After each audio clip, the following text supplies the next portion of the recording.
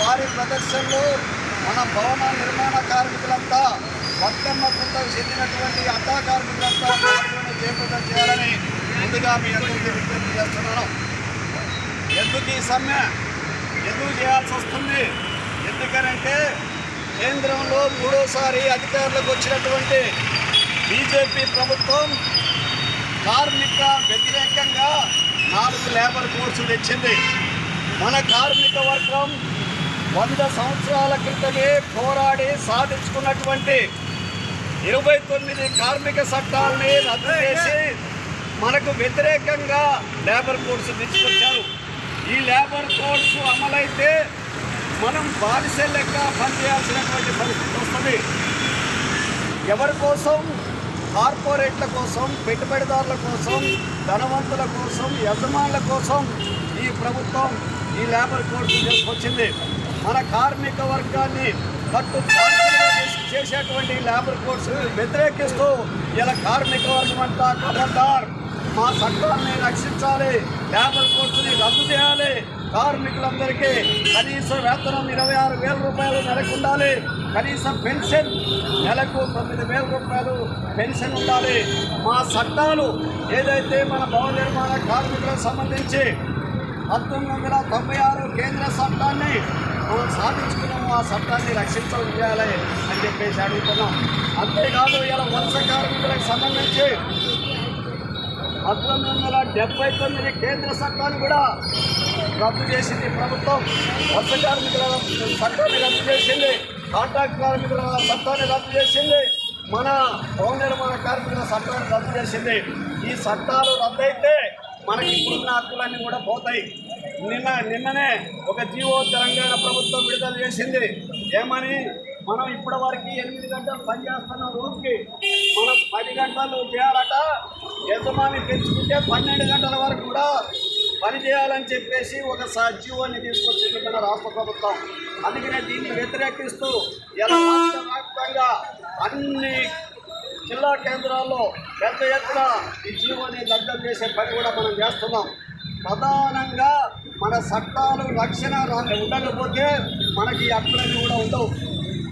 కేంద్ర చట్టం ఉండబట్టే రాష్ట్రంలో వెల్ఫేర్ బోర్డు ఉన్నాయి, వెల్ఫేర్ బోర్డు ఉండబట్టే ఇలా కొన్ని సంక్షేమ పథకాలు మన భవన నిర్మాణ కార్మికులకు వస్తున్నాయి.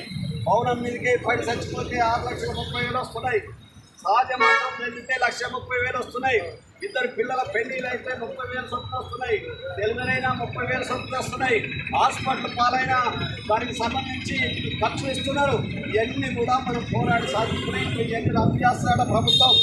అందుకనే మన చట్టాలని మనం కాపాడుకోవాలని చెప్పేసి ఈ సమ్మెలో మనం అంతా కసిగా పాల్గొనాల్సినటువంటి అవసరం ఉంది. ఇలా రాష్ట్ర ప్రభుత్వం కూడా మన వెల్ఫేర్ బోర్డు నిధుల్ని ఇన్సూరెన్స్ కంపెనీలకు ఇస్తుందట. ఇన్సూరెన్స్ కంపెనీలే మనకి నష్టపరిహారాలు ఇస్తుందట. అంటే ఇన్సూరెన్స్ కంపెనీలకు ఇస్తే ఇంకా ఎల్ఐసి ఏజెంట్లంతా బ్రోకర్లుగా తయారై మన కార్మికులకి రాకుండా చేసేటువంటి ప్రమాదం ఉంది. ఇప్పటికే మన డబ్బులన్నీ ఇతర శాఖలకి మళ్లిస్తున్నారు. సిఎస్సి టెస్ట్ల పేరుతోని 420 కోట్ల రూపాయలు దారి మళ్లించారు. కరోనా కాలంలో 1,005 కోట్ల రూపాయలు దారి మళ్లించారు. ఎన్నికల సందర్భంగా దారి మళ్లించారు. అంటే మన కార్మికుల డబ్బుల్ని మన కార్మికుల కోసమే ఖర్చు పెట్టాలి. ఖర్చు పెట్టడమే కాదు, కొత్త సంక్షేమ పథకాలు కూడా పెట్టాలి.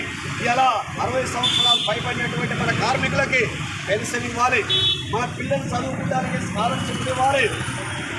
ఎక్కడితేనే దొక్కాడేటువంటి మన పేద కార్మికుల పిల్లలకి చదివించుకోలేని పరిస్థితి ఉంటుంది.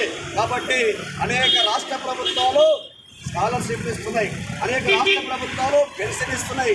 అట్లాగే మనకు అడ్డాలు లేవు. ఎండ వచ్చినా వాన వచ్చినా మనం తడుచుకుంటా ఎండుకుంటా రోడ్ల మీద ఉంటున్నాం. షాపులో నిలబడుతున్నారు, పోలీసు వాళ్ళు నిలబడుతున్నారు. మనకు అద్దాలు రోడ్డు సౌకర్యాలు కూడా కల్పించాలి అని చెప్పేసి కూడా మనం డిమాండ్ చేస్తున్నాం.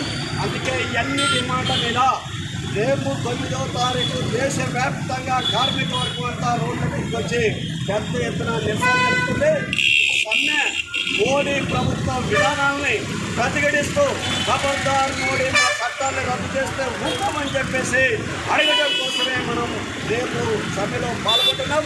అందుకనే ఈ అడ్డాలు ఉన్నటువంటి మన భవన నిర్మాణ కార్మికుల మనను బంద్ చేసి ఒక్కరోజు మన కోసం, మన భవిష్యత్తు కోసం, మన సత్తాల రక్షణ కోసం, వెల్ఫేర్ బోర్డు రక్షణ కోసం, కేంద్ర సత్తాల రక్షణ కోసం మనం సభ చేద్దామని చెప్పేసి మీ అందరినీ మరోసారి కోరుతూ రేపు జరిగేటువంటి ర్యాలీలో సుందర పార్క్ నుంచి ఇందిరా పార్క్ వరకు జరిగే ర్యాలీలో మీరంతా 9వ తారీఖు పాల్గొని జయప్రదం చేస్తామని చెప్పేసి కోరుతూ సెలవు.